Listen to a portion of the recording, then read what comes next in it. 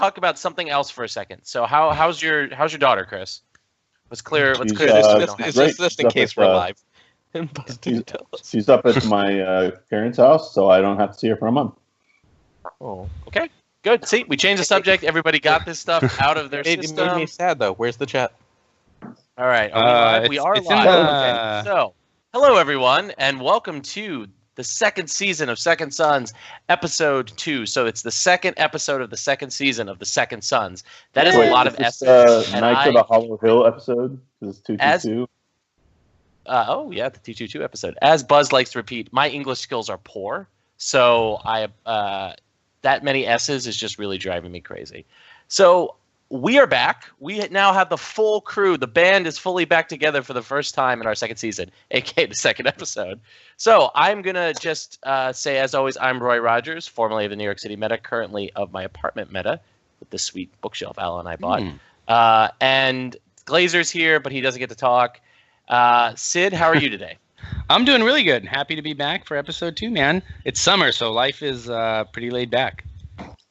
And the champion of our hearts, Chris Schoenthal, is back. We had a man with more card designs, but also from SoCal on to fill your very large champ shoes, Chris. How are you doing? Chris. Post Comic-Con. Hey, Chris. Aaron. Hey, Chris. How's it feel that my champ card's coming out before yours? Oh, daggers. Played. Such daggers. Joke is played, Glazer. At least I didn't have to get drawn as a mammoth dick. I am definitely a mammoth dick. That is the most accurate depiction of me you could ever put on a card. All right, yeah, how you doing? I'm just I'm drinking away my last 2 weeks as the reigning champion here. So yeah, but I am going to Gen Con. I don't have any expectations to do as well as I did last year, but I'm glad to be back on the cast. Glad to be thrown in again. It's going to be a good summer. And we are back with fan favorite, but cameraless, everyone's most handsome sweet. So they don't get their cheesecake, but we get Buzz's wonderful voice. How you doing, Buzz? Hello. I'm doing pretty good. Good. And as you can see, we are back with the excellent production values thanks to Buzz being back. So things are kind of returning to normal, which is usually... So actually, we're just like a lot of TV shows where you have this cutting-edge first episode where everything has changed, and then they just go right back to the status quo. It's kind of like every season of Bones, which does that. There's like one episode where they're like, oh my god, everything's different in the first episode. Then the second episode is the same as the fucking 21st of the previous season. But anyway, enough about what Roy spent a year of Netflix doing. How do we want to start this episode off? We do know what the Gen Con meta is going to be, but we're doing a Gen Con episode next time. We're going to have a post-Fracas episode, so we're not entirely going to talk about Gen Con tonight. But we know that Oberyn's Revenge will not be legal for Gen Con. Wait, do we know that? Yes. We do know that. We do. The Italian distributor leaked, like always, the release date, which is the 17th. Oh, wow. So it's a Gen Con release. Oh, thanks. Thanks, FFG. Yeah. I couldn't even get it out. It was too funny. Good. Let's see. What other news? Oh, wait. Can we just... If any of you listeners are playing L5R, just a fair warning, they're gonna fuck you with OP. They're gonna pretend they're not. No, and you're gonna believe that they're not. But that's an actual Wait, topic. we're gonna talk. That's a topic point. That's an actual topic, Glazer. Stop. Hold it. Correct. Glazer, press mute. Calm down. Buzz, mute him. Don't let him talk for a second. All right.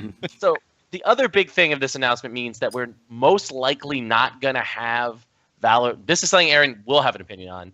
Valor Dohaeris for Worlds this year. So we will have a Worlds without Valor again. So I don't think... Probably not Stalik either, which is sad. So, yeah, because that's the one you're going to. Oh, you're going to Stalik? Stalik's the 17th? Maybe Los Dos. It depends on whether or not FFG has reasonable scheduling. So we'll see. Hey, by the way, it seems like as 90% I'm coming to Thrones War. Yes. Score. I feel like this time last year he said the same thing though. I feel like we heard that same message right around this time last year. So time out. 2 people with kids should not be shit talking me for this. 2 people with kids that are always there. Who live in how many New York tournaments you been at? Okay. Hey, to be fair, Aaron's been to 0 SoCal tournaments, but I've been to 1. And I'm going to be at Thrones War. I'm getting my tickets. I'm visiting my sister the Friday before. She's driving me down to San Diego the next day. It's going to be a good time. Nice. What else are you coming to, though, Roy? I'm also coming to Kubla. Ala and I are locking in plans to be there. She's going to spend the weekend with her best friend. I'm going to spend one day playing Thrones and the rest saying thank you for letting me play Thrones and spending time with them the next 2 days. So we'll set you up with some nice places to take her. Yeah, so it's going to be a good time. So a lot of California for me this year, which I'm really excited about. And if you win Kubla, you're also going to Stalik next year, which is great. That's true. If I win Kubla, I will go to Stalik. I will somehow find the money to go to Stalik. A real road to Stalik. You don't need that money. That's the point. Guys, it's a road to Stalik. I have to find a flight. A real road to Stalik you guys in America? Flight, right? When did this start happening? Since when do we get real road to Staliks in America? Not until 2018.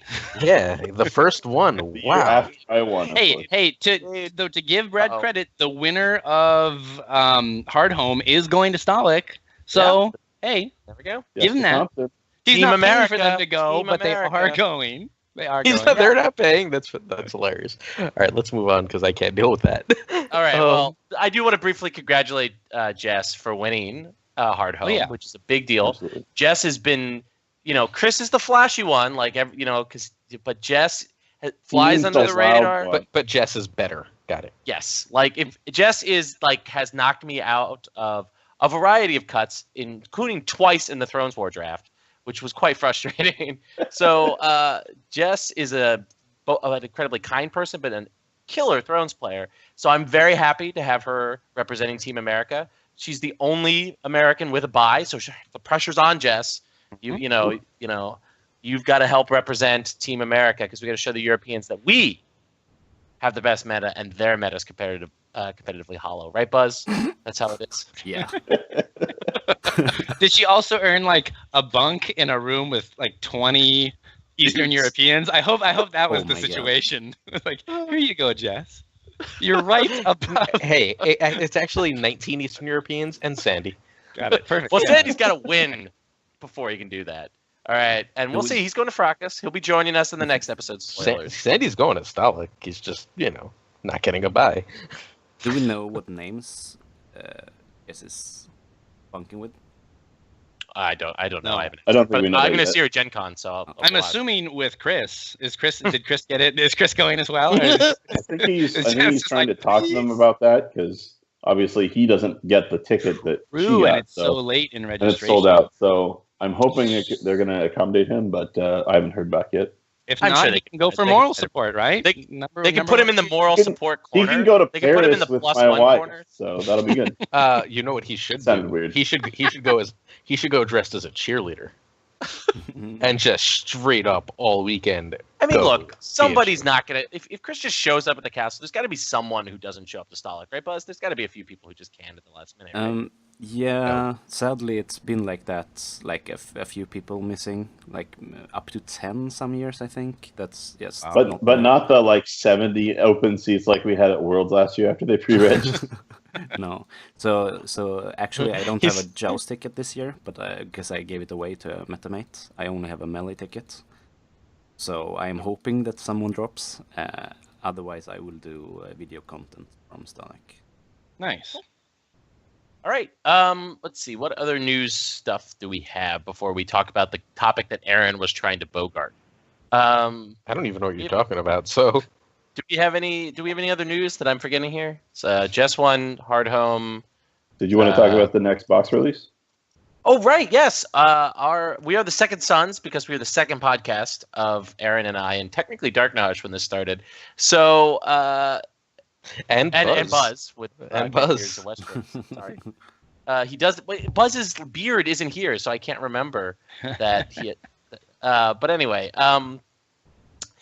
in White Book 300, Will got Danny and FFG to reveal that the Martell box will be the next box coming out probably this winter, which is kind of awesome. I think. I think it's the first box that I think people are actually looking forward to getting. Oh yeah. It's every other box we've all. I guess the Stark box, right? People were like, "Oh yeah, Stark, that makes sense, right?"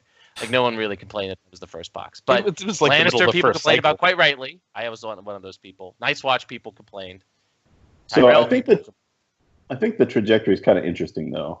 because you say it's the first one that we've been actually like kind of anticipating, but I feel like the Night's Watch had this trajectory where people were like, "Oh, Night's Watch is garbage out of the core. They need a box," and then they got like a string of amazing cards in packs, and then by the time we got to like a week before the Night's Watch box, everybody's like, "What else can they get? Like, there's nothing else that's gonna like. There's no more design space for them.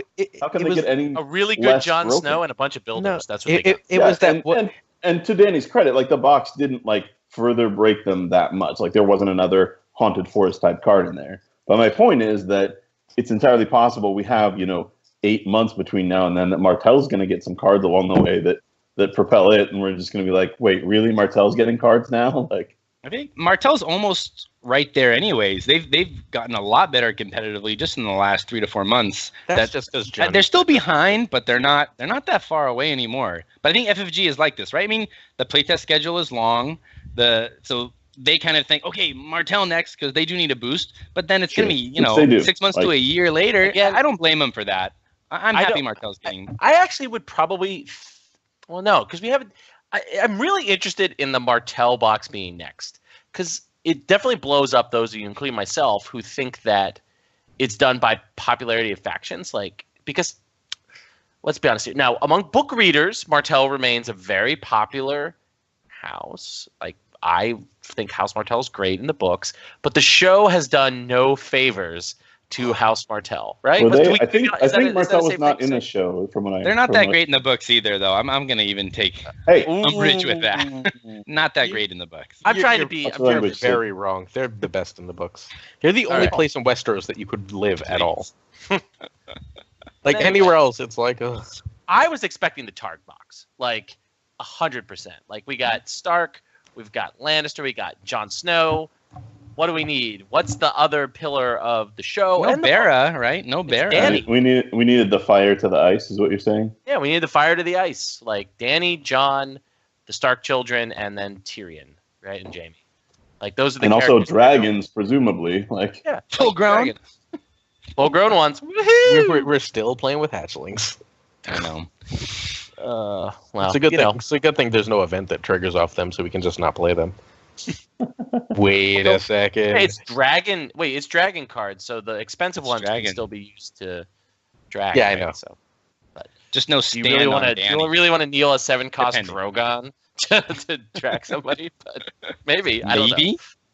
Who knows? Maybe he's synergized. Maybe he has some stand ability. Who knows? I don't know if you know this about Drogon or know this about Drac, but it's a good card. You probably kneel wherever the fuck you need to make something get dragged. It's true. But would you? I mean, I guess you do kneel Danny. I've knelt Danny. Yeah. I don't think there's much equivocation to be had here. No. Good card.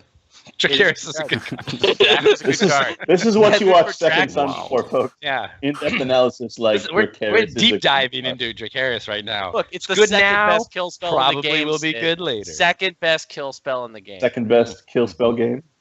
Yeah, second best. Well, I've been gone. I think there's been a lot of good memes, and I'm sad I missed it. Oh, yeah. You haven't best kill spell in the been game unstoppable. is the only contribution that Joe has made to Game of Thrones, the card game, is that stupidity that he wrote in his Dance of Dragons. Isn't everything he writes stupidity? Which was he doesn't write that much game. Everything Thrones, well known for its spells. Just like Stark Harrenhal is the best kill land in the game. Right? Right. The kill land. That's Look, I'm not gonna whatever else you might rake him over the coals for. I'm not gonna rake him over the coals for using Magic terminology. I ask Ryan Jones if he's hellbent on a regular basis. I don't even know. All right. So having no cards in your hand. So, okay. Yeah. Anyway, like you're making shit up. Okay, so let's go on to the original topic that I guess we said we were going to talk about. I don't know, whatever. The main topic for today. There we go. That's what we're talking about. This is why the pre-show should not be full of pre-gaming. All right, so the big news from FFG is not Thrones related. It is OP related.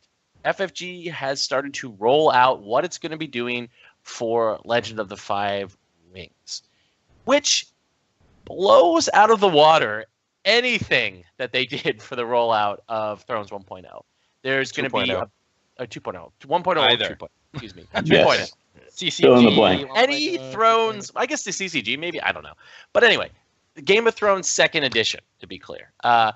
There is no comparison. There's 3 events at Gen Con, which will have one of which will have story implications, because one of the things about L5R is you can impact the story along with card designs. There's this whole elaborate system that they're putting for when people win tournaments and when they place well in certain factions, excuse me. They're drunk.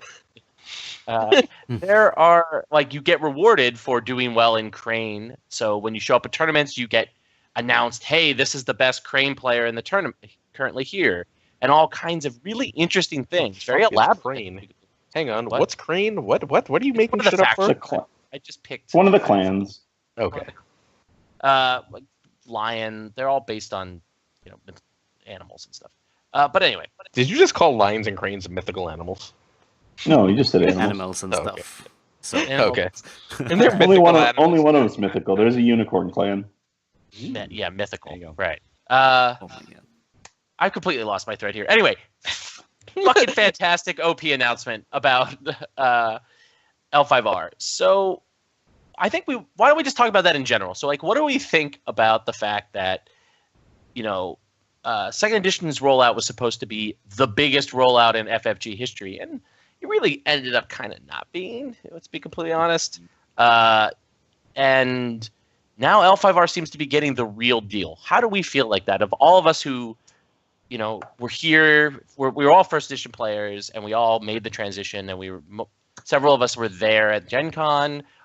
All of us but Aaron were at the first Worlds for 2.0. Like, what do we think about this sort of initial announcement before we move on to what this means for Thrones? Sid, I know you had opinion. All right, I'll start. Sid was looking pensive. I was like, I was gonna wait. I was gonna wait to see if I needed to rebut, but I think it's a lot of cool announcements, and it sounds great. All the stuff at Gen Con, I just kind of dismiss a little bit. It's great for people going to Gen Con, but I don't think it's indicative of OP going forward, right? It's just like, this is really cool. They're gonna put a lot into Gen Con, and that's great, for the however many hundreds of people are there. Awesome. But if we're gonna really see a change in OP, we need to see a much bigger, broader, and continual change. And I don't see any evidence that they're planning to do that. These little titles that they give people, they're easy. You just drop them on. They don't really have to do anything. They don't have to organize much. The kind of launch day tournaments at stores, that's cool. And I'm down for that. And I wish we had had something like that for Thrones. But past, like, their launch, right? Like, past September, do we have any indication that their OP program is going to knock everyone else's out of the water? I don't think so. And I'm not that optimistic that they will knock it out of the water after their initial first splash. Like, they're going to cannonball into the pool, and then they're just going to sink to the bottom, is my fear. No, they're going to cannonball in, and the water's going to jet straight up their asses. It's exactly. FFGOP is going to fuck them like a... And if that's not the case, if they have some grand plan, for the next number of years, then if they don't incorporate Thrones and Netrunner and X-Wing and whatever else into this new system or this new strategy, then it'll be the hugest debacle of all the debacles they've committed in OP, right? If they just kind of make one great and the rest suck. So there's only really 2 things that I think that can happen. It all becomes great because they learn their lessons and they're going to spearhead with L5R, and the rest will follow in the wake of great OP, or L5R will just make a big splash for a month, and then it'll go back to the same kind of, oh, really? This is what we've got? Oh, really? Like, of all the other properties, they have so many properties now. Like, do we really think there's just going to be one good OP? I don't think so. It's all going to be great, or it's all going to suck. And I have a feeling that the latter is more likely. So it's the ultimate FFG role, right? Like, the ultimate role of FFG OP is they hate money. So I don't think they've suddenly and learned growing games and games that grow. Well, you'd have to love it. Like, if they grew games, they would have money. So it really comes down to that they hate money. So, like, I don't expect them to suddenly realize that money is good. So, like, yeah, like, they've had good ideas for Thrones. The question is, can they follow through on anything? And the answer, spoiler, is no. It's all about the shiny. It's all about the new. And with them, and that's what it feels like. And you know what it's not all about? The Benjamins. I agree. I don't think they have it figured out yet. I don't know why they don't have it figured out, but I don't feel like they have it figured out. These announcements don't give me hope. They give me fear that this is just going to piss off every other property besides L5R. Hey, remember the Star Wars card game? That worked out well. Yeah. But Star Wars had a really right? botched Doesn't it still rollout, exist? didn't it? Yes, Like- of course. Everything has a I mean, it had, rollout. It's it had FFG. similar problems, right? To Remember what when? 2.0 did? Like we just randomly stopped getting cards like immediately. Yeah, I mean, but was Star like Wars had here- that for months, and then had another delay in the middle of the second so cycle. what's the best right? What's Which the is what I best bought it, so. predictor of future action? Uh-oh. Past action. Action. FFG's gonna fuck up. Like I want someone to bet me. Like I want someone to FFG to bet me that they won't fuck up because I'm that confident that they're gonna fuck up. So I think there's a couple things at play here. First of all, it's important to note, and I know this has been noted in the past, that Steve Horvath came from L5R. He was an inveterate L5R player. He was a top player. He worked on I don't think he worked for AEG, but he worked on tournament organization for them. So this is, in a lot of ways, I think the acquisition and then the success of it is going to be kind of his baby.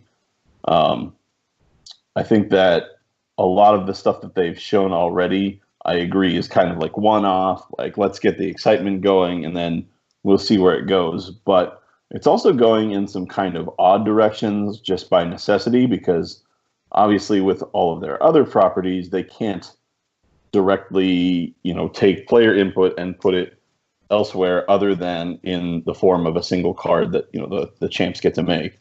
Whereas...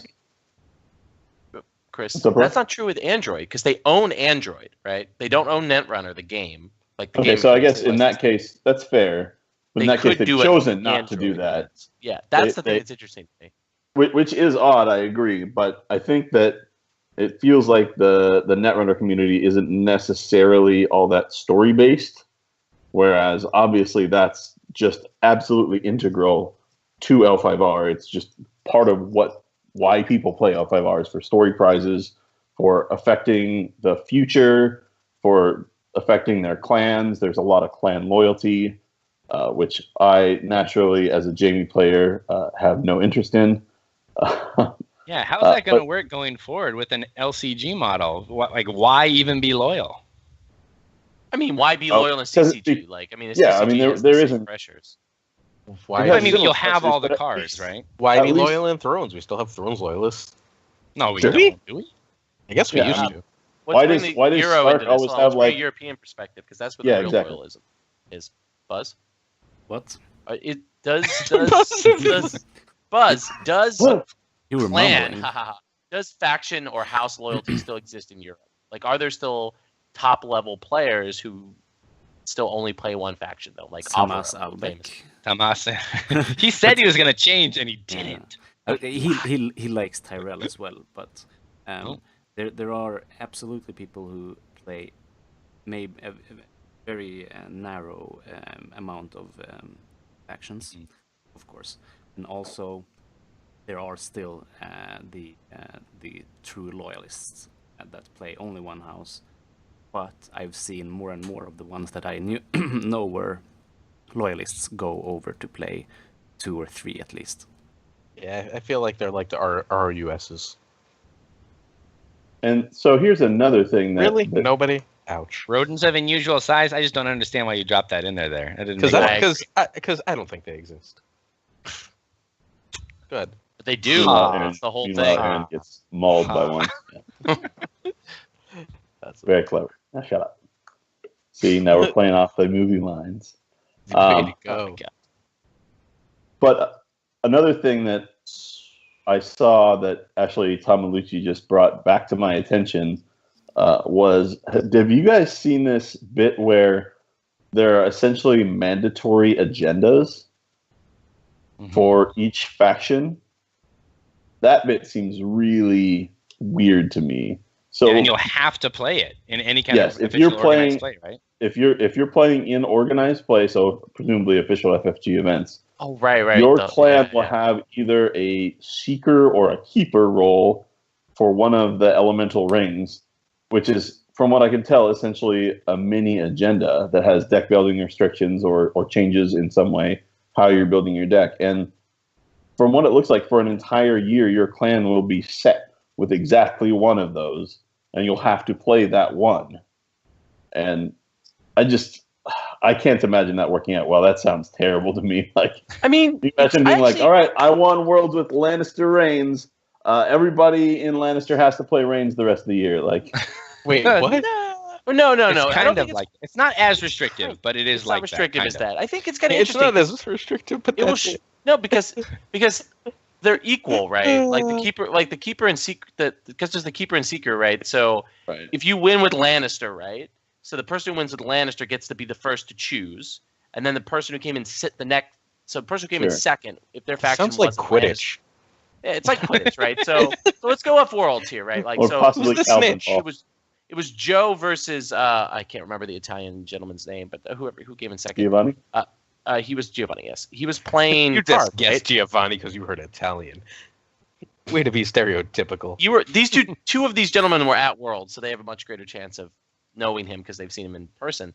But anyway, so let's say Giovanni came in second, so he would go next and pick Targ's benefit, right? And then whatever the third highest placing person. So Ryan played Lannister, so he wouldn't count. But if it was Bear, it wasn't Bear. It was like Night's Watch, right? So the Night's Watch player would then pick, and then it's based on where they fit. And I think it's really interesting. And the thing I think it's interesting is because it can shift if you make them relatively balanced.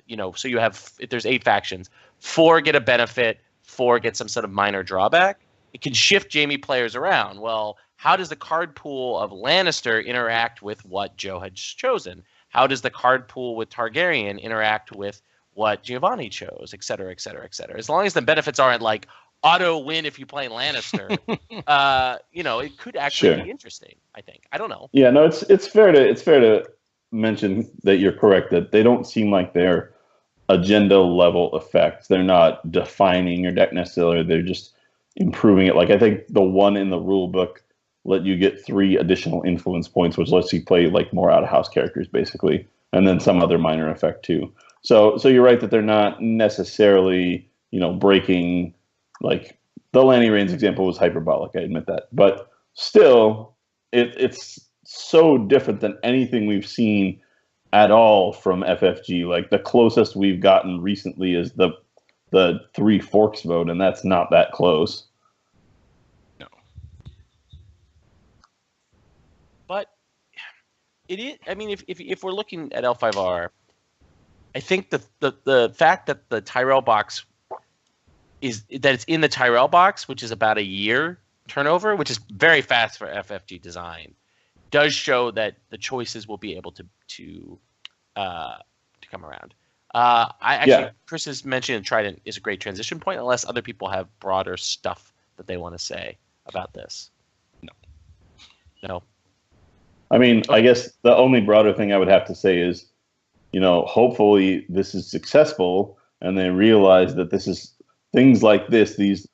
I mean, like Lucas said, they're not that hard to implement, like giving out titles or giving out like little prizes here and there. They're not, this isn't rocket science, but if they realize that this is something that people want and that it attracts people to the game, I mean, we can hope and we can push that this is something we might see in our game at some point. Right. I mean, that's the key thing, right? Because the Trident event showed that FFG is capable of thinking about this. And I think short of Christian Peterson, getting George Martin really, really drunk at Worldcon and convincing him to like name the 2000, like a character in Winds of Winter from the 2018 winner, so you can get like 2022 winner. I think whatever. So like Sid, if he wins Worlds in 2019, can get eaten by a White Walker in Winds of Winter or something, right? Because that's what they did, right? The guy that he beat, that he made the bet. I think of like Giants versus Cowboys, right? Yeah, the Giants. He dies in Dance of Dragons, right? He's killed by Wan, right? So like Martin has a history of doing stuff like this, and it's the easiest thing in the world, right? He could just be like, Sir Sid is killed in this battle, Hey, there you're in forever. Sir Sid sits the Iron Throne at the end of the book. Yeah, I don't think he'll let Little you do known that. side character brought in the last book. Yes. It's still probably better than whatever he has planned. All right, but whatever. Like, but short of that happening, Trident is the closest thing we could get. Hey, I've got a real question. Sure. How's Destiny doing? Well, except for product delays, from what I understand, right? Oh, okay, got it. Never mind. Product delays. Thank you. That's what I wanted to hear. Or I what think I they got expect. their, I they got their think the back product stocks delays are pretty good though.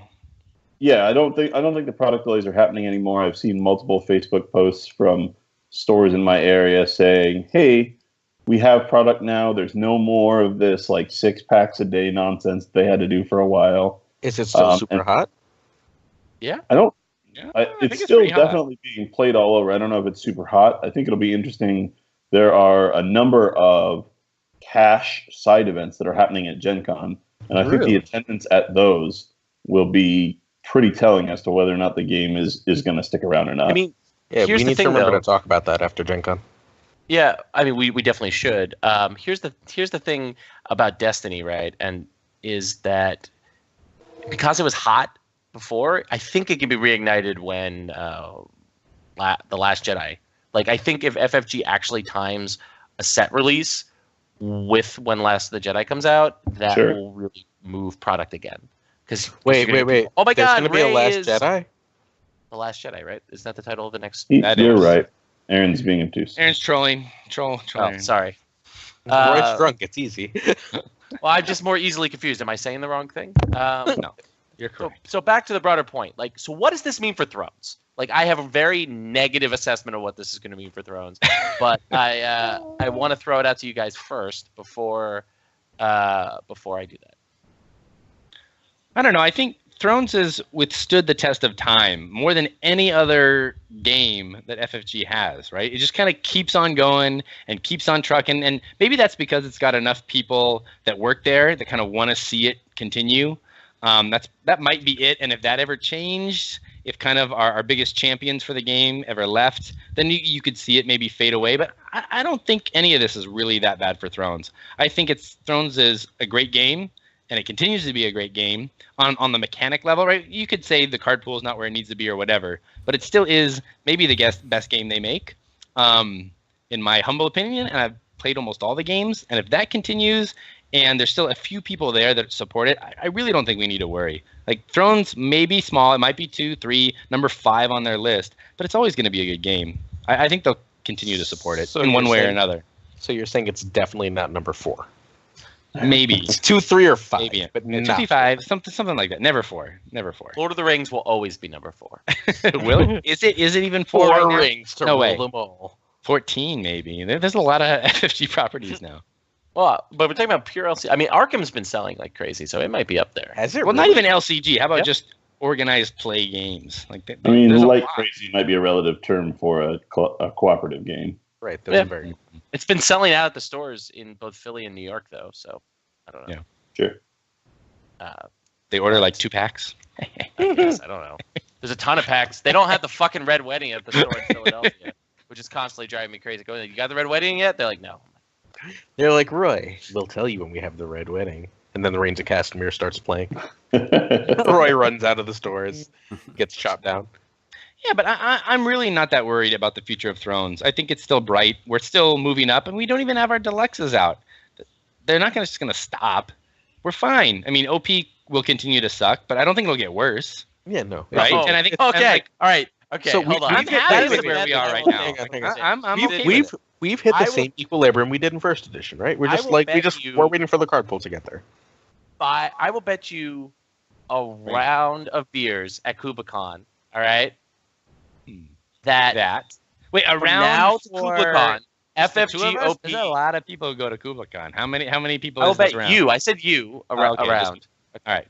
A beer. Uh, You're betting a beer. All right. A beer. That's You know what? I'll bet okay. 2 rounds. I could do that. That's the Okay. sweet Oh, tea for one, Sid. one for him and one for me. I get it. That's fine. All right. So Yeah. I'll bet Chris and Sid. There we go. Yeah, cast All right. members. Cast member round. Any cast member that's there. All right. Including previous guests. Oh, I'll hurry give up. that. Come on. Yeah. That FFG's The longest OP bet in history. will get noticeably worse from this episode to The KublaCon. Kubla. You think so?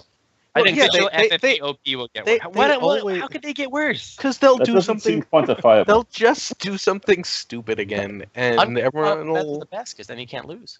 I think the worst case scenario is it's just like it was this year, and if that's it, I'm okay with it. Like I can work with that, you know. Like most people in other parts of the country, we make the tournaments as good as we can, and there's a lot of community-led tournaments, Kubla being one of them, and those are growing. Like those are getting better, I think. So I'm really not that worried.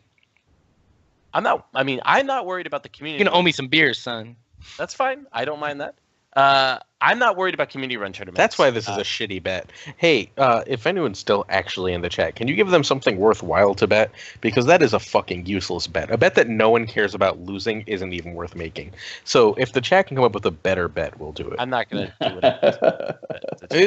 it. Shit, boring ass bet. Like, who cares if no one cares if they lose? Slap in the face, a full force slap in the face. Ooh. Slaps On the giving. stream. Oh, he's talking about the stakes of the bet, like the round of beers thing. Yeah. Yeah. It's going to cost Roy tens of dollars, all right? Yeah. Tens of dollars. If you don't care if you lose the bet, there's no point in the bet. I like making bets that we all win, which is we all just get drunk. You're going to do that anyway. There's no bet. Yeah, there's no bet. Johnny Wright has beard suggested a beard bet. Yeah. Loser has to shave their beard and present it in a Ziploc bag to the winner? We don't. Loser has to shave. We don't joke about atrocities. No.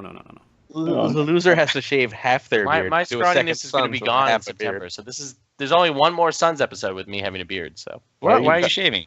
It's Alla's birthday present.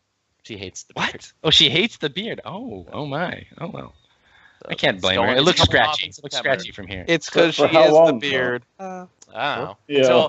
Until I don't know. Until she's wrong. There we go. Until she realizes she's wrong. I will tell her that, Buzz, when I see her. And he'll go, beards are more easily shaved than grown, Allah. So how about Roy has to shave his head? No. Versus both Sid and Schoenthal's beards. Ooh. Chris has a lot more to lose on that. I was the side part of this bet. I just wanted a beer. This is like 3 weeks, guys. Like it goes First fast. off, number one, I will never, ever, ever, ever, ever bet to shave my hair. Like never. That's just hard. No. How about initials shaved into the side of the head? No, That's not so big. I don't want Sid. I don't want Sid shaved in my head. No hair tricks. I am boring. I am square. I would put Roy in mine. People ask, I'm just like, yeah, it's my boy Roy. No, you wouldn't. No, you wouldn't. Sid. Lost the bet. I know you've got tenure now, but that's still That's right. that's crossing the line just a little bit. That that might get you white roomed. That's all I'm saying. My principal's cool. They don't care. So Man, I'm looking to get into that room. Oh man, that would be so cool. All right, I feel like we're drifting here. We are drifting. So, Roy, what are you drinking there? That was a water. Oh, La Croix. Ooh. Yeah, there we go. Jeez. I'm gonna get another beer in a second, but I am actually really, really, really scared of L5R. Like as a hardcore Thrones player who cares about our competitive community, I'm just afraid that it's gonna drain away the meager I'm afraid FFG. of your pronunciation of the word competitive. The competitive community. You know, if people really do drop Thrones for L5R, like I'm going to him. get another beer. Hey, drain the swamp. Let him go. It's not going to get smaller than first edition. I love that. Who cares? We'll stick with our hardcore like we have. I mean, there's been lulls in Thrones. It's been a long time. Doesn't that sound better? Like, yeah, if we have people just kind of biding their time in the Thrones community till L5R comes out, let them go. Like, be gone with you. I say. FFG hates money. Why do we have to love money for them? Yeah, like we'll stick with our core. Here's the worst part about L5R. If you want something to be scared of, every fucking world we're gonna have to hear them scream their like crazy battle chants. Yeah. They scream silly bullshit. Yes. Oh yes, they scream the hell out of that bullshit every round. Why? It's bad. That sounds terrible. Maybe we'll get them in the terrible. annex. We'll petition Trust to get me, them when in you're the trying annex. to play us. So Roy will experience this year when he comes to KublaCon, but Lucas knows where I'm going with this. Every year at KublaCon, there's a guy that dresses like the Khan himself and like brings a hammer, brings this line of kids also dressed as Khans into the CCG room and yells Kubla as loud as he can in the middle of a random round, and it's the most distracting thing I've ever seen in gaming, except for the L5R Bonsai chant, which is worse. It's worse, yeah. Wow. So, I mean, I don't know. I got nothing. It sounds like I hate L5R. I think that's what we're getting at. I kind of hate L5R. If you're going to play L5R, I hate you. So that's new. That's a thing. Oh, the poor Kim brothers. You don't love them anymore? Fuck them. They are very into first, folks. They are very into I think Andrew's in the chat. So Did you Andrew, if you're in the did chat, you please notice share how your opinions no? of Aaron. Did you notice how no hesitation happened there? So what do you think? Fuck them. Like, I'm gonna try it. I will play I won't buy the game, but I will try everything. I do, but I don't buy everything now. So I'm gonna play it with somebody. I mean, I'll find someone to play it with. Everyone, a lot of people are gonna buy it, especially here in SoCal. So I'll try it, and if it's great, a lot of people really. I don't know. I honestly don't know. A few vocal people. I'll change. Sure, a few vocal people. So we'll see. Luckily, I mean, it's a popular so far, game, none right? of the San Diego Thrones regulars. Oh no, of course not. That they're hardcore. Like San Diego's not going to lose its meta. It's not going to happen, right? I think the strongest metas in the country won't lose. To worry about, yeah. Yeah, I mean, like Heat Death in the Universe and Ryan Jones and I will be sitting there at ease drinking beers and. Yeah, Corey's making L5R agendas from now on. If like the three dudes that play together every month in Sarasota decide to switch to L5R, I'm not going to get all broken up about it, right? Like that's as bad as I think. Calling you out, Sarasota, Florida. Yeah, I actually don't know anyone in Sarasota. I was trying to be as unoffensive as possible. Why? That's not the point of the show. Say fuck the Kim brothers. I don't know any three-man metas. Say fuck the Kim brothers. Say it. No, I don't. Actually, one of them. Which one? The one in New York. Fuck that guy. Andrew. Yeah, Andrew's in New York. Yeah, that guy. That guy for like the one that's not close to you. Kugla. I had to set him straight. But the other Kim one's all right. I don't mind California Kim. He's fine. California Kim versus PK, New York Kim. We calling it. Yeah, New York Kim. Nah, man, forget that guy. Not fair. You hear me? It's not fair. You guys got the better. Hear me, New York Kim? I love you, Andrew. I think you're we have the better Kim in what sense? In a social sense, or actually better at the game? Is New York Kim good at the game? He's fine. He's fine. Fine. Okay. That's how I feel about the like California Kim. Yeah. He's fine. He's all right. He's fine. Yeah. I mean, I was. All right, now that we've shit talked the Kim family, that's what Second Sons is about. Being mean to people. It's still not as shit showy as the episode that we did. Like the metas to look out for. That was man. Which was literally just an excuse to badmouth people. All right, so Buzz, why don't you give us your? I don't know. Do you still play Thrones, Buzz? I don't know. Whatever your perspective. What is your perspective? Buzz isn't listening. He's fell asleep. He's eating breakfast, is what he's doing. He's going. Yeah. That's why. I'm planning to come back and play. Yes, actually on this stream, in the future. And you're gonna stream some Iron Throne? Yeah, Iron Tech or whatever it's called. Sick. What do you think about L5R, right? And its impact on Thrones. Ooh, I've got a question too. Once you're done with that, I know a lot of competitive L5R players have been playing Second Edition in Europe, and I think we're likely gonna lose them. They're gonna switch to playing Thrones for fun and L5R for competitive. I think, at least in Europe, and I think it might be bigger in Stockholm than Thrones. Right off the bat, there's a lot of people that I think will start playing. But, I mean, I don't think, except for the people that only played Second Edition for like the L5R waiting room, I don't think we will lose players to L5R. That makes no sense. That's good. It's interesting, and I've been maybe emphasizing this too much, how similar it seems to me. But there's reading through the rulebook, there's a ton of similarities, and that's natural with FFG games, but it's not necessarily natural when they're crossing over another game. You're gonna look at it and you're like, well, I guess they like that aspect of Thrones because here it is again.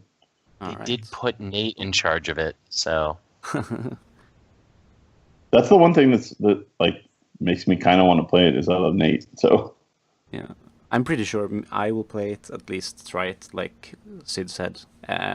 And I know that Hultman is gonna try it, and Pontus Strimling, our like Holy Stockholm shit. team captain. If all of you guys leave, maybe I'll just be like good at Thrones.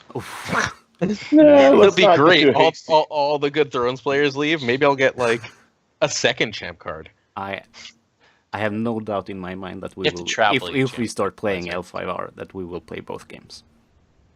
Yeah, I'm gonna try it. I'm in the Thursday tournament. Yeah, the Thursday, because Friday's Melee, Saturday's Joust. So I'm in the Thursday Melee. tournament at. Is there a card Gen Con. design for Melee? No, but there's a trophy this year. So when Dark Knowledge wins Ooh. again, there will be a 'Cause- trophy. Unlike last year, where he Well, just got. it's sad that Melee's first this year, so I can't lend my champ deck to Seth again like I did last year. And then he can drop after 2 rounds and be one of the reasons. I'm a little bit worried that they're going to open up a lot of space for L5R at Worlds this year. Like, I've got a little bit of apprehension there that they're just like, new game, you guys get the best hall, the best day, the biggest schedule spots. I'm very concerned about. And Yeah, I mean, I really hope we don't get because we had You mean the Friday, Saturday slot? last year. Yeah, maybe like if this is we a get the separate topic, Wednesday, but it's Thursday frustrating slot, they I'll be said- pissed. it's frustrating. They said, I'm "Hey, we'll have betting- info in July, and July's over, and we have nothing." We're gonna get the Wednesday, Thursday slot. They're gonna You give think so? Netrunner and L5R the nice slots. I think. And Are we yeah. not bigger than Netrunner now? We I got to feel be like bigger we than are. Netrunner now. I think we are. I don't think we are. I think we're closer. I think we're much, much closer than we were. Well, they got the weekend slot last year, so it's our turn. I feel like we deserve the Friday. Give us the Friday, It's our turn Saturday. to have the kids on weekends. Yeah, right. I mean, realistically, L5R is only going to have one big tournament, or do they have more stuff to do? I don't know. They don't, Do they have I more don't than think one they way to have play their multiple formats. I don't think there's a melee or anything like that. No. But I mean, they could do like a side event or something. So Use probably that. one They've played the premier Worlds turn- Melee game since turn, the yeah. great theft of Buzz's card design of 2015. They've been running that as officially as a side event now, right? In Yeah. Worlds.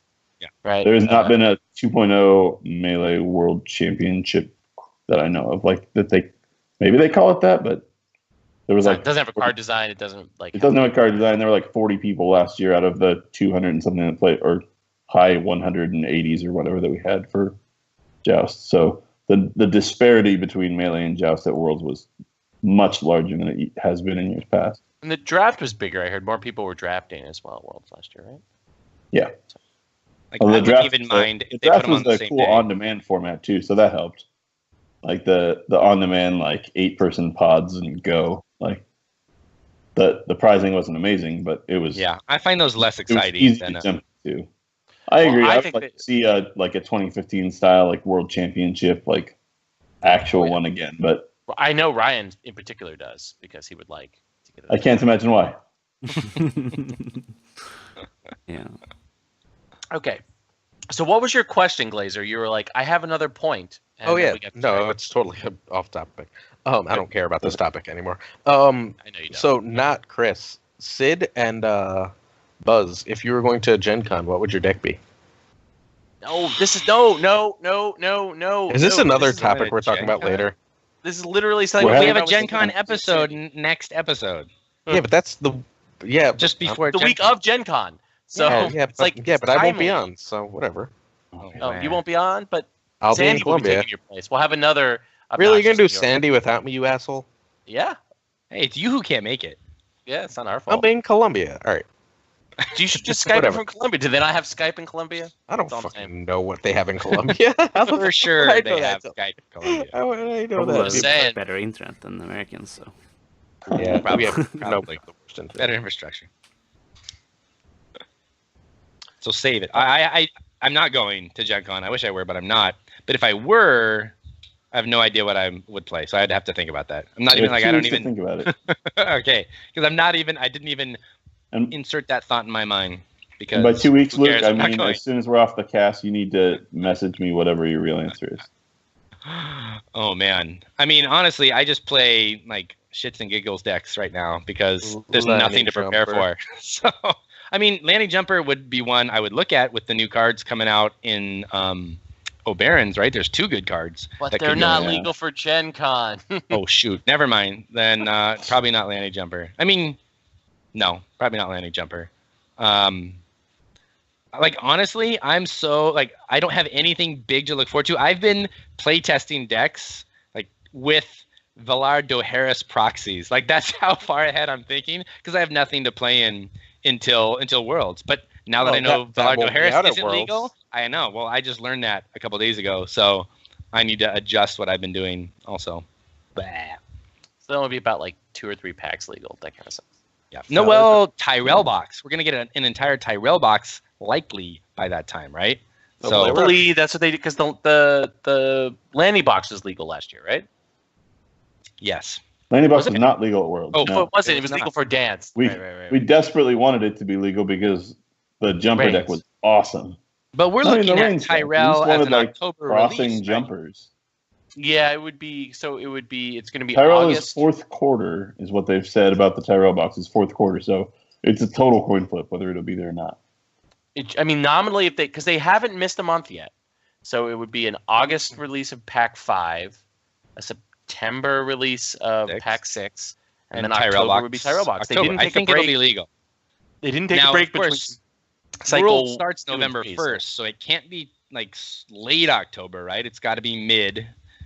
But I think that's doable. I think we're going to get a Tyrell box, which could be interesting. Should be really interesting for Worlds. Sid will be playing Conclave. No. I'll be playing Conclave. No. But I might be playing Tyrell because I like Tyrell, and if they get enough good stuff, sure. Oh, huge announcement thing. We were talking around this. I totally missed. Thrones Wars date is announced. Yes, it is. Lock it up. Lock it, block it. We mentioned it, but explicitly, Ryan has not figured out how people are going to get to be kings. So it's just going to be pure rampant nepotism, probably. Plus, no, he'll wait. I don't know all the details, but he'll wait until after Stalic to make his final determination, because a lot of people are going to Stalic, and a lot of those people going to Stalic are not going to Worlds. Actually, I don't know if it's a lot, but at least a handful are not going to Worlds and going to Stalic instead. Okay, I think he'll use Worlds from SoCal this year is going to be you, me, and Kraus. Nice. Like, I don't think anybody else is going. So I know NorCal is going to go, but you're right. I think SoCal is going to be pretty small. So he'll wait till after Stalic. So I would say sometime early December, he'll start to make those calls, because he'll ask people, you know, can you be a king? Can you commit to it? Will you even be there? And that'll all kind of play out. But it'll be a little later this year, because usually he goes heavily off of world standings, but he's not going to be able to do that as strictly, right? Oh, Stalic is involved. I mean, he could. He still will. Obviously, those of us not going to Stalic are looking at Worlds like this is our ticket in, and hopefully, Roy, if you go and win Worlds, I think you have a good shot at a king. Yeah, ooh, King Roy, I could see it. Honestly, I haven't. That legitimately is like.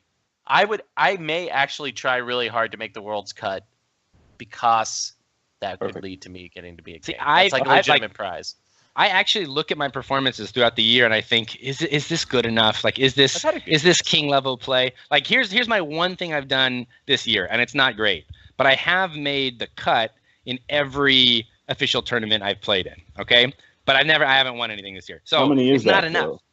How many is that? It's like 3 store champs and a regional, so it's not much, right? Yeah. It's 4 tournaments, and I've made cut in all of them. We need a real result at Worlds from you. Yeah, like if Ryan, with that only effort, if Ryan was like, "Hey, Sid, I want you to be king," I would say no. Like I'm just no, because the 8 kings should be 8, if not the best, should be 8 of the most accomplished players that year. And I've already told Ryan, like, my resume is not good enough. I need to do well at Worlds. And honestly, like, making top 16, top 8 at Worlds is more important because of Thrones War than because of Worlds. Now, winning Worlds, of course, is better. Right? Well, maybe not. Well, yeah, it's better. But you get a card design. But yeah, right. But just like in my head, it's like this is why I'm putting in the effort. Why I'm going to prep for Worlds is really about Thrones War, because I have more fun at Thrones War than at Worlds. Even though I really enjoy Worlds, Thrones War is right now, because I run Kubla and can't play in it. It's my favorite tournament to play in. The best weekend of the year. Yeah, and mine are like almost. I think mine are almost exactly flipped for that reason. Like, I help Ryan with Thrones War, so like Kubla's a little more fun for me, but they're like 1 and 1A, like just right there. I mean, probably Kubla was probably more fun for me than Worlds 2015. Wait, Kubla? You mean Thrones War? Not Kubla. So excuse me, Thrones War. Yeah. Maybe Kubla like, 2018. No. Maybe Kubla 2018 could be, but like I'm just saying, like Thrones War was top 4, top 5 Thrones experiences that I've ever had. Ever? So Nice. yeah, it was a really good time. And you were on Team Stark. Oh yeah, I'm sorry, Chris. I was Little the burn. Thompsons, man, the Thompsons. Chris could have just conceded to me, and I would have been in the cut. He wouldn't do it though, because Johnny was like, "Don't concede to Roy, because you don't need." So, would he still have won if he conceded to you? Would Martel still have won the overall? Yep. Yeah, they were pretty 3 or 4 points ahead. Yes. Yeah, Martel surged Thompsons. last 3 rounds. They just surged through everybody. They chewed us up. Mm-hmm. So I just clicked the Facebook page. There are 54 people listed as going and 55 interested. And That's this pretty is good for a February tournament. out. All right. So Aaron, are you still here? Yep. What's up? So you wanted to talk about the show, which I'm going to use as cover for Sid to ask what remains of our chat some questions for us as we sort of close up the episode. We totally did that before we got on air, so I don't really have anything else to say. I did want to talk about the show, and then we had an hour to kill because Buzz was asleep, so we talked about the show, and now I feel like it's covered. Show's garbage and weird, and there's only a few episodes left, and I'm worried about that. I actually kind of like the show. I'm not really enjoying it. It's. Now. I mean, none of the characters is it's not good, but I like it. It's good fan fiction. It's not good. It's not. It's bad. It's a bad show.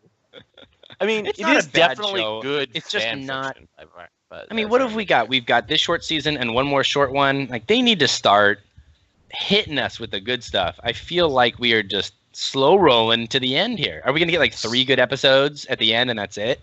Why? When's the last really? Actually, that's not true. I like the last episode of last season, but the Cersei, Cersei and the but that's the only episode, full episode I've actually liked in 3 or 4 years.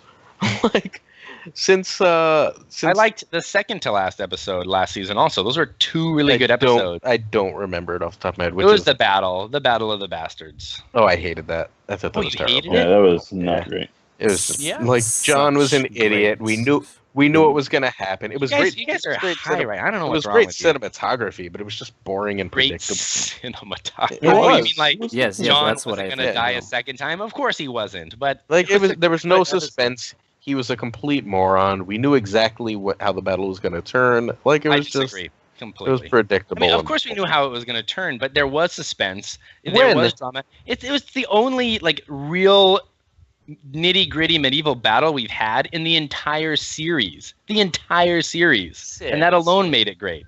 Go ahead, Roy. Okay. You one breaking down the door? Man, pull your head out of your ass. I was agreeing with real you up to the real point medieval you called one it went breaking a down the medieval door. battle. Going back to what we were talking about in the pre-show, where you were like, "Oh, D&D, they sometimes give us production secrets." They based it on a classical battle from the fucking Peloponnesian War. All right, who cares about that? It's a fantasy. Nothing like medieval fighting. Yeah, but they're not really in a medieval world, right? They're in a mix of. But all I'm saying is this: I enjoyed Battle of the Bastards. I did think it had some good tension. I thought it was very beautiful. But when you think about it as a battle, it's really dumb. It's super dumb. Mm-hmm. And the problem when they get encircled like that, it calls attention to how dumb it is. Yeah. Please. Child, please. Buzz, are you on my side here, Buzz? That was a good episode? Yes. Oh, you all should. I've linked in the chat. Lessons from the screenplay. How to evoke emotion. It's I knew my European brother would understand that was a good episode. I like Lessons from the Screenplay. I didn't know they did that. Do you guys Nerd Writer? I have no idea what that is. If you like Lessons from the Screenplay, you should look up Nerd Writer. Also YouTube. I remember the name, but Beyond the White Book. No, don't look up Beyond the White Book. Do we even post things there? Whatever. Who cares? This is good. One development in the show why? I don't like is it sure looks like the Hound and his brother are never going to meet. And no, they have to. They're definitely meeting. The show is the show is it's fan fiction, fan service. They're fucking meeting. They're not going to meet. My prediction is Gregor kills a dragon. Just Can we bet? Straight up kills a dragon. Can we bet? Yeah, let's bet. Yeah, Hound and Gregor don't meet. Let's do a beard shave. Want to do a beard shave? Is your beard even like decent? I don't know. I haven't seen you on video in a while. But you don't care about it, so you can't bet with it. Yeah, I can. I can't shave. See how he's just throwing his beard out there like it doesn't matter? If I shave my beard, my wife No, he is. He's just confident. I agree with you. Yeah, I think they have to. All right, beard bet. Wait, are we shaving beard bet? Is that the bet? Shaving beard. Shaving, and it has to be right before an episode of Second Sons. So okay, you have to appear on Second Sons with the baby face. Fine, Sure. deal. So they will definitely meet. They will not meet. Wait, meet in battle or just like look at each other? Oh, I don't know. I don't know. You said they wouldn't even meet though. Yeah, right, yeah. Fair enough. Don't try and go back. Like I don't know. I think we get Clegane Bowl. Unless don't fight, it'll be even worse. Maybe worse but than like, if they had never sure, met. but I mean, I think it'll be better because then you shaved your beard for nothing. They're not going to meet. Like, so I feel like Clegane Bowl is going to happen, but I'm more sure that they're like in the same place at the same time than I am sure that like not going to happen. It's not going to happen. All right. I hope you look good with a clean face. I don't. This could be a good bet. I think the show's been fine this season. It's I still have not recovered from season 5. There's just some bad character moments. Yeah. It's not a bad show. It's just there's bad character moments. Like a lot of characters aren't the characters they were when George was the writer. Like D&D just decided that like people are their own characters now that they want them to be instead of like who they were in the book at all. Yeah. I'm going to go to the land. Cersei? I actually enjoyed the John and Danny meeting. So I thought it was great, except John was stupid. Like John had weeks on a boat to plan what to say. He gets there, he's like, "Yeah, what am I supposed to say?" Like that's classic show John. That's literally all you had to do. He's given like 5 great speeches. He's just like, "I got nothing. I got nothing." The Army of the Dead, maybe. Well, what do they look like? Good there's the fact I think you could make an in-universe argument for why that's the case in the sense that like that whole dragon thing and John's just like you can argue more fan fiction on the fan fiction. Yes, there's no in-show like no. He had weeks to plan. He gets up there and she's like, "What you got to say?" He's like, "I don't know, dead people." He didn't have weeks to plan. It was like 20 minutes showtime. Like, didn't he warp? He stepped through the warp and he was there. Yeah. Instant. Well, no. Only Euron has a warp. Winterfell to Dragonstone. There's no shortcut. There's no shortcut in that journey. None. The leaked episode was amazing. So, well, let's not talk about that. I haven't seen that yet. So let's. Yeah, we didn't see it. Hence, sorry, no. That. Yeah, Hanno 3. Hanno. I can't say that. Shut up. That is probably really enjoyed our L5 arc. Buzz just sent. No, Buzz. I don't want to watch the pirated copy. All right, now we're supporting Buzz. What do you think I'm watching each week? Come on. So clearly, Buzz is a Euron fan. Oh my! Because he likes pirates. Oh, puke! I hate Euron. I hate show Euron. Like, yeah, I hate book Euron. I mean, emotionally, I hate him. Like, no, but like book Euron, I hate. No, book Euron, I hate for like real reasons. Show Euron is just like, look at how cool and special I am. I've got plot armor. Yeah. Even book Euron has like 1.5 chapters. He's barely in it. Well, book Euron's a child molester, and and possibly like a wizard though too. So that's cool. Yeah, like maybe an evil wizard. And he's been to Valyria, which is cool. He's got a horn. There's no horn. That's true. I don't know why there's no horn and 2 eyes. Well, he traded horn because we're 0 for horns. Are we zero? There was no Night's Watch horn either, right? Yeah. No, Sam has the horn. That's not true. Does Sam have the horn? Really? He does have the horn. Are we sure about that? Yes, they actually made a thing about it when Sam left. They did a whole like previously on. And he had season. The horn. And it was like showing John finding the horn, and then I don't know. Here's YouTube clip. Sam finds the horn of winter. All right, fair enough.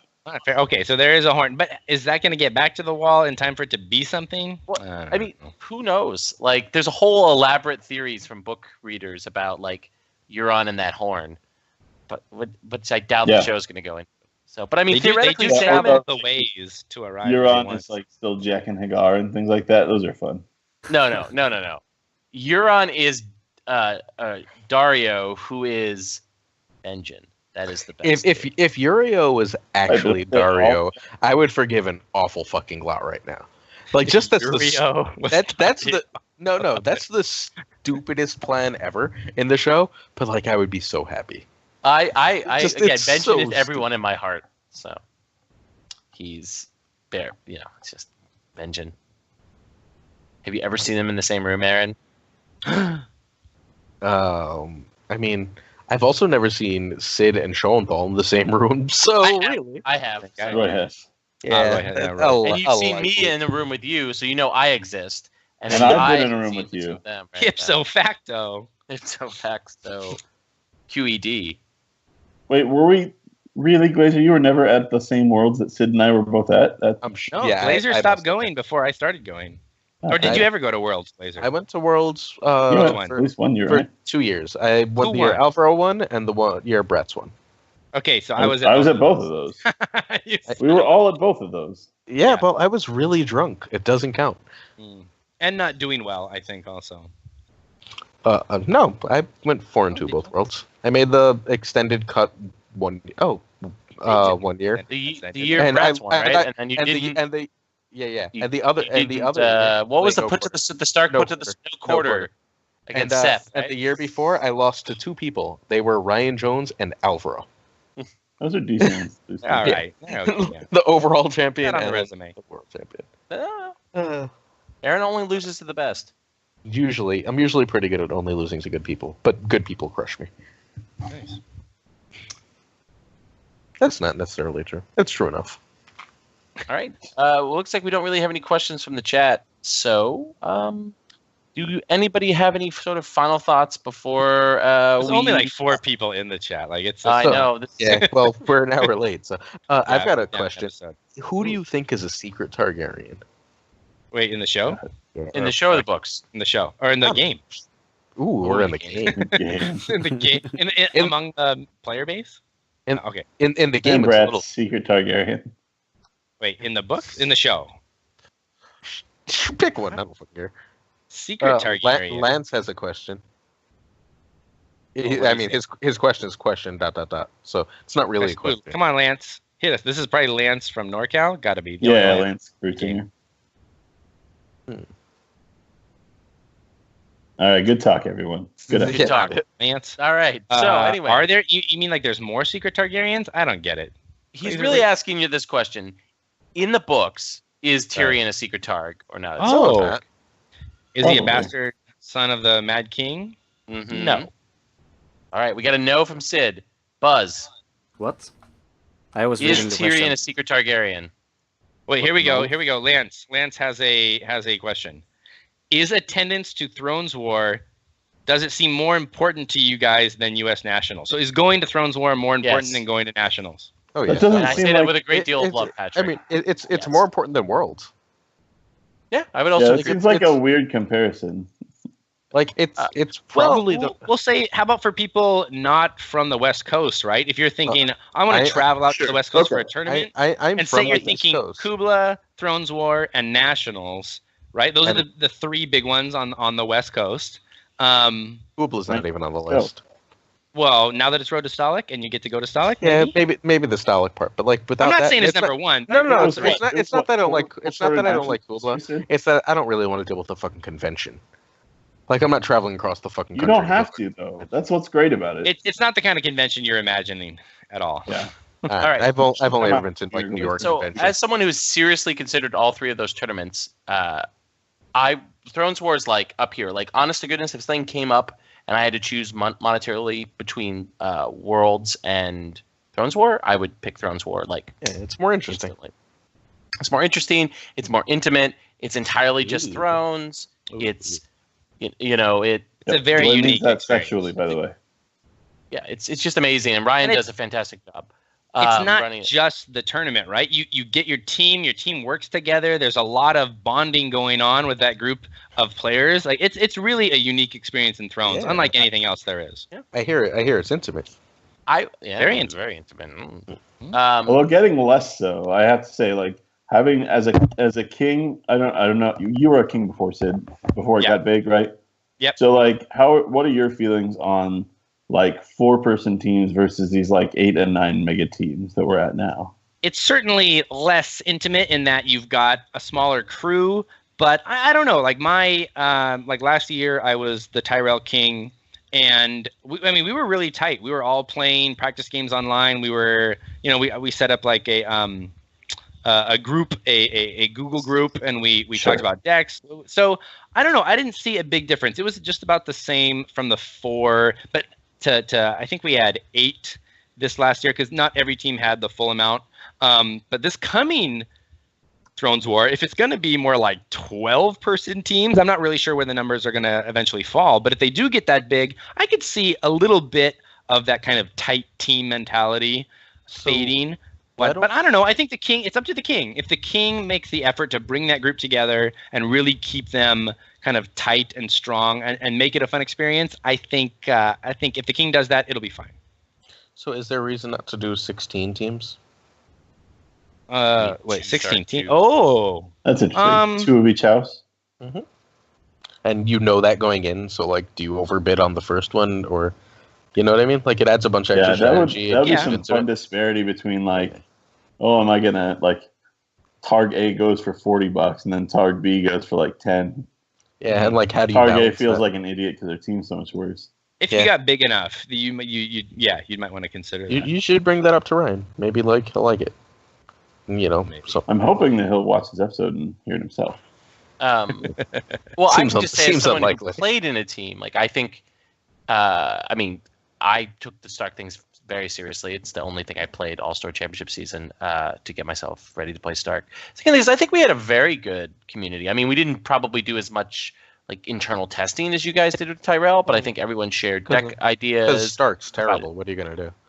Like, there wasn't a lot of bad deck should we play? There was some desperation. Like I was going through my Isle of Ravens record, and I saw a tanking from U.S. Nats, which I expected because I was 3-3. It was not a great tournament for me. But then I saw a tournament that tanked my SOS even more. That was the Store Championship in L.A. 2 weeks before Thrones War, where I desperately tried out this Stark Kraken thing, and I remember that 1-4 against people I'd never met in my life. They were like, "This is the North American." Yeah. I remember. I was like, "Why is Chris playing this?" I was like, "All right, Thrones War. That's the only reason he brought that deck." I did not shower myself in glory. I'll say that. The Stark Lion was actually a pretty interesting deck, actually, that you guys settled on. So, hey, we have. That deck was sweet, but just didn't get there. Why, Buzz? Why are you asking that question in the fucking chat? You're on the podcast. There's enough people talking over each other. Come on. It's just like, wait. We have questions. Yes, Nationals of Seattle again in 2018. No. We have we have a real question. What's your favorite plot currently legal in Second Edition?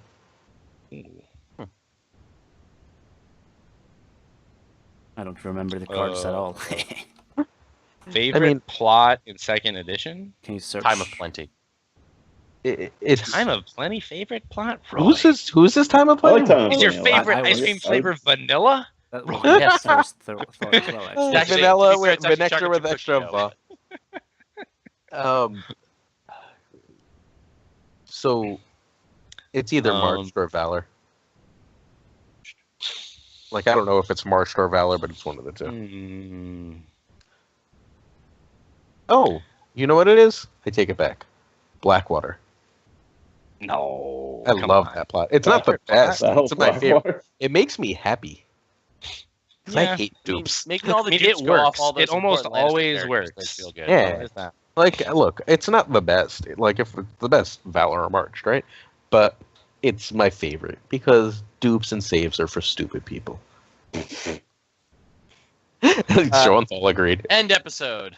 I didn't say I agreed. Yeah, you So, did. let me I was write that amused. down. Dupes and saves are for. I really like Varys's riddle still. I think it's a great plot, and it's one of those counter plots, which we don't really have many of those. In fact, it's probably the only one that's like a straight up counter or copy, or well, I guess it's not the only copy. We have pulling the strings, but it takes a little more skill to kind of plan out and play and pop that Varys's riddle. I really like it. I think it's a really fun plot. I wish there were more like it. Outfox, counterplot. I wouldn't mind seeing that come back. For me, it's probably naval superiority. Still. Oh, that card doesn't exist. Even with all the summer plots. I mean, we all are my favorite. Favorite, it's not the best. favorite, right? not the best. Yeah, That wasn't the question. Yeah, favorite. mean, that's why I like it's- Blackwater. It's one of those that carried me to the Paris win last year. It was so good. It's back the then. it's the most like the feeling it creates is the most different for both players. Like player who hits someone with naval superiority, it's the best feeling in the world. But And then it the takes person so much skill as well. naval superiority is like the worst feeling. It's so polarizing that way as well, but it takes so much skill, and it takes, especially you have to, like, it's not like, okay, we play it and I don't hit, I lose, I hit, I win. It's more like you have to play it when, how do I explain this in English? Fuck. Just say it in Swedish. No, but so I've won many games where I missed it because you have to play it when it makes sense, not only when I'm gonna win now if I hit it, but I'm not gonna lose when I miss it. I just love that plot so much. I've been trying to put it in every single deck I've played since. You should It'd be probably not interesting do that when you're you back start to the playing card again. pool buzz, whether you feel that way because Yeah, there's he will. so much summer. Oh yeah, no, yeah. I mean, it was bad even when I was playing. I mean, we have Winter Festival everywhere. Oh, at least we had. I assume we do still. Oh, that's one of my least favorite. Fuck And Winter Festival. Summer stuff everywhere. Winter so, Festival Winter should have Festival's never good. been made. Yeah. And I'll play it. I'll put it in decks because it's so good. But I hate that it exists. Yeah. Limit one at least, right? Like, Oh, yeah. no, just have Just no. four Just power. shouldn't One exist. power? This shouldn't exist. like one power. Not, All right, that was an actual good Thrones question. If we don't, there's another question that's not a Thrones question. what is it? But it's what do we think of the Isle of Ravens? Oh, the website. No, the new site. Oh, the website. Buzz doesn't know what that is. Buzz, you haven't checked out Isle of Ravens yet? I googled now, and I mean, I don't get. I googled anything. it. Isle of Ravens is a Basically an add-on to Jousting Pavilion. yeah, that does ELO. the chess thing. ELO. Yes, ELO. there we go. Oh. ELO. 4 Thrones players. I will say a It's controversial thing. imperfect. Talking to two Californians, I am not a fan. I think it creates some bad incentives for the way it operates with the Jousting Pavilion. I actually prefer the JP system that Corey and the Jousting Pavilion folks worked out, which rewards you for doing well, but doesn't punish you for doing poorly. Sure. And I would rather see more of that, because it makes you worry. It's like, okay, I went to this tournament. I now have to think about literally every tournament that could go into the Jousting Pavilion as something that could count against my ELO rating, and I don't like that. I think that that's bad for the way in which competitive Thrones works. Like but the jousting points thing, like I love jousting. Like when I got my top 4 at a regional, I was like, oh man, that's a lot of Jousting Pavilion points. I was like, yes. And then when the regional that I got top 8 at was just too small to qualify for Jousting Pavilion points, I was like, fuck. If the Thompsons had actually shown up, I would have gotten my fucking Jousting Pavilion points. That's a feeling that I think is better because, again, it rewards you for doing well versus punishing you for doing poorly. Now, I see all the arguments for ELO, and I see all the arguments for coming up with some player rating, and I think that's totally cool, and I think it's great. But I think the way it operates for running out of the Jousting Pavilion, instead of saying, okay, these are ELO tournaments, like, regionals and like dance and Kubla and the high level Rodistolic stuff, right? If that was it, it just counted those results and said this is your score, I think all right, that's good. But the fact that it just counts most Jousting Pavilion stuff, I don't like at all. But Do you I appreciate where it's coming from, but I don't like it. Do you mean like so? A new player would like, oh, maybe I shouldn't go there. I placed well in the previous tournament. If I go to this new tournament, maybe I lower my elo. Yeah, but remember, like both of these websites, you know, the rules are made up and the points don't matter, guys. Like, yes, like you're free.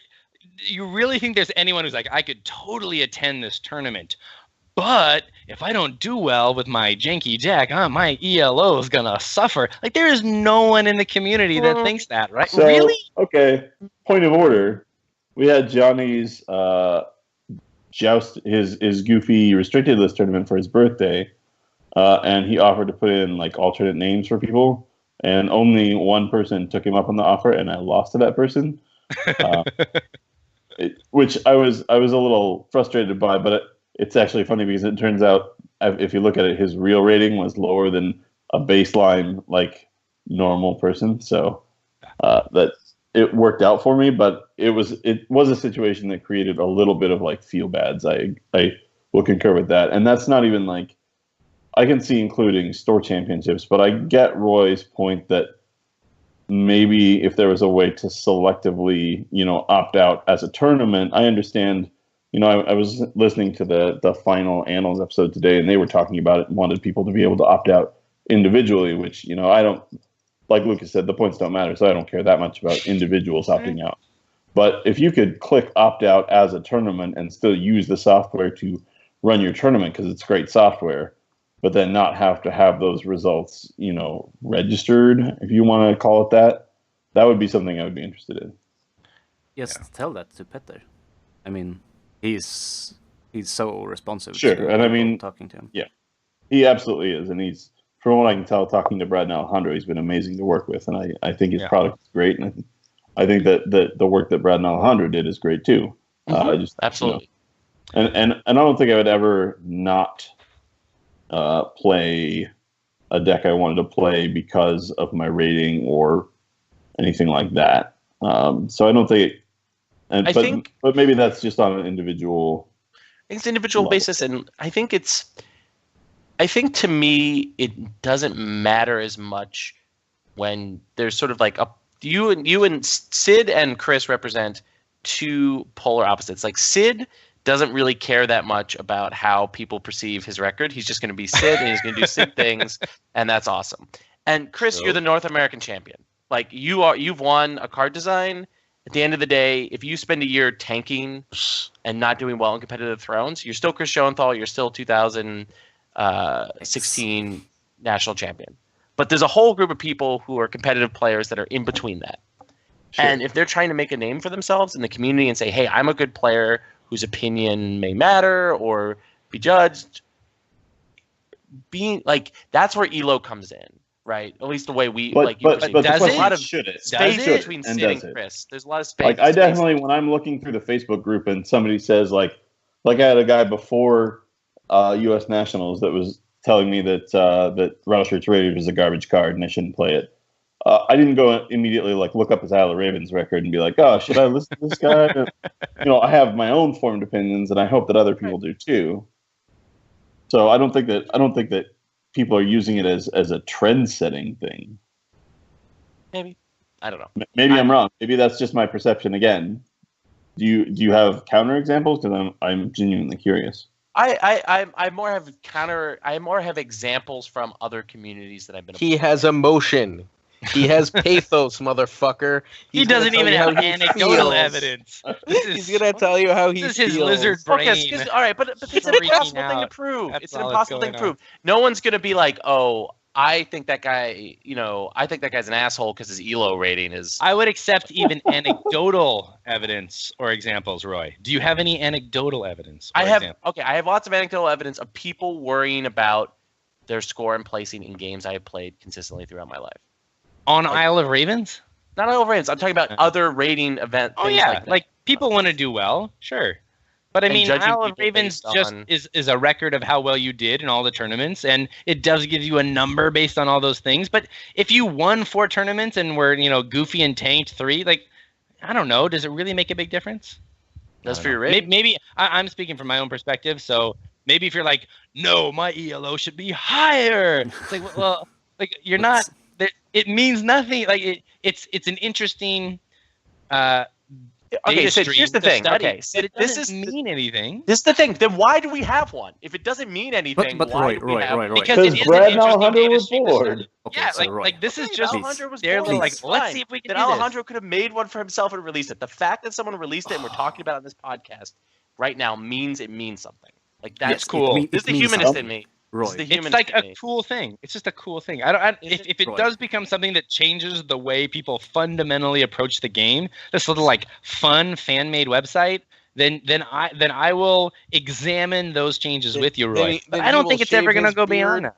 Again. Yeah, we'll do it. We'll do it again.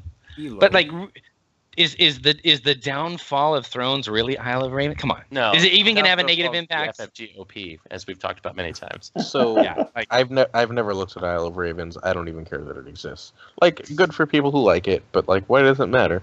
I'm fully on the side of this is who cares. the rules are made up and the points don't matter. I'll say it again. It's fun. Like I like it. I like to look at it. Mostly just to look at my tournament records and be like, oh, I did play that guy in the 3rd round of that one tournament last year. Oh, cool. Yeah, I remember that game. And it does show you like your nemesis, like who beats you consistently, which is kind of cool. You can be like, that's a good oh, statistic. I knew that guy always beat me, and now I have the data to show me that fool always beats me. And then you can kind of be like, okay, well, let me see what he's done the last 10 tournaments because I really want to beat him the next tournament. And like that's some kind of cool data to look at, right? But like the rating is just kind of the extra. For me, it's all the more concrete details of that website that are interesting. Yeah, the absolutely. ELO score to me is like, who cares? It doesn't mean anything. Yeah. I play a lot of competitive games, and most of them have ELO ratings of some kind. And it's such a great tool to track progress. I play Dota, CSGO, and the new PUBG. I log on every day. After every match, I log on to see my progress. And in a card game, you have to watch over the whole year. Because you can't be results-oriented in a random ass game. So if you lose tournaments and like, oh my god, my elo went down in a card game, then you're just stupid, like retardedly stupid. Because no punches pulled. I've not even found the website, but if Isle of Ravens is what you say it is, it's so cool, and especially for new players that are bad at the game, because they can track progress over time, and that's so good for the community. All right, let me see if I can It's find it. our responsibility as seasoned veterans of the community or whatever to make sure that it's not That people toxic know that. and people like, oh my god, you don't have 1.8k, you can't say anything about this card. Right. But I think posted it's it my into the Twitch responsibility. chat. It's in the Twitch chat. Check it out from there. Cool. I mean, the highest people are kind of the guys you would expect. Like Tomas is right up there. Kostas is right up there. Like these are the guys who crush it at tournaments regularly. It's not perfect, but I think it's a very cool tool. That doesn't mean anything, Roy. Doesn't mean anything. I think it should mean more. Apologize. I think every I time apologize. Roy's ELO goes down, he should have to get kicked in the balls. Well, I'm gonna look up Roy right now My ego will go as down an consistently. experiment. It's not very good. This is so Okay. Oh, wait a minute. Am I Roy, even wait a there? minute. Oh Roy, my are you God. Roy Lai? You're not Roy Lai, are you? I'm Roy Rogers. cool. There's a I mean, lot of every- people in the top 20 that I'm like, okay, these are good people, really good. Yeah. But yeah, I think Yeah. the statistics work. But it's Also- almost the Also, exact how same cool is the thing. Nemesis and Rival features? Yeah, Those I things love are that. great. Again, the Nemesis and Rival features I think are really good. What are Does the Nemesis and Rival even features? work for Tomas? So Yeah, it What are shows those? who you lose to most often, right? Yeah. And who. So mine would be Aaron, Dashboard. you have 12 games in there, which is not enough to calculate. So I already Oh. looked you up. why do I have? How the fuck do I have that many games? You have I've only been- Starpike and Dance. Oh, right. I forgot. I forgot I went to Nets. I forgot. Perfect. Dance, right? I went 3-3 in Dance. It sucked. My last game for 4-2, I had 5 fucking limited cards after Mulligan in my hand. I showed it to my opponent. I was like, "You win, dude. Like, I'm not gonna win this game. What are you gonna do?" Oh, it even backtracks old data. That's cool. So Yeah, I'm in there, yeah, for it's a example. cool tool. Yeah. Cool tools. Cool tool, me. You'll come around, Roy, once you realize no one really cares about it. It's good for I'm gonna making get my final inconsequential humanist bets, I note in, imagine. which as soon as you start measuring something, Sid, people care. Like you don't measure Really? things people don't care about. I don't know. But anyway, so you're saying that if you haven't measured your penis, no one cares about it? Or that you don't care. Or wait, I don't get there that. you Yeah, go. who's See, not that's the caring? thing. You don't care about the size of your penis. But there we go. Anyway, on that very happy note, very, very great way to end the episode. Do we have any final thoughts before I close this out? We're now reaching the close to 2 hour, 1 hour? Hour and a half. Hour and a half, yeah, Yeah, because we're a solid hour and a half. when we That's perfect. started. No, just Nope. fun times, All guys. right, let's close it out. All right, it was a good back, episode. everybody. One public service announcement again. And I'm just going to say this, we're going to be having an episode the Tuesday before Gen Con. I know.